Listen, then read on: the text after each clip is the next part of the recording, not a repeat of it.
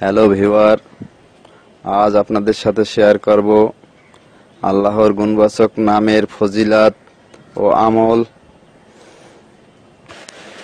প্রতিদিনের সকল কাজ ভালোভাবে শেষ করার আমল। হযরত মুহাম্মদ সাল্লাল্লাহু আলাইহি ওয়াসাল্লাম বলেছেন, আল্লাহ তাআলার 99টি গুণবাচক নাম রয়েছে। যে ব্যক্তি এই গুণবাচক নামগুলোর জিকির করবে সে জান্নাতে প্রবেশ করে।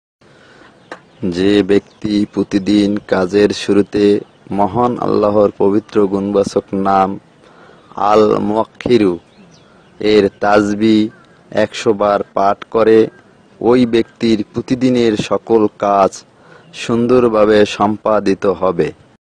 আল মুওয়াক্কিরু এর অর্থ শত্রুদেরকে দূরে নিক্ষেপকারী, অবকাশ দানকারী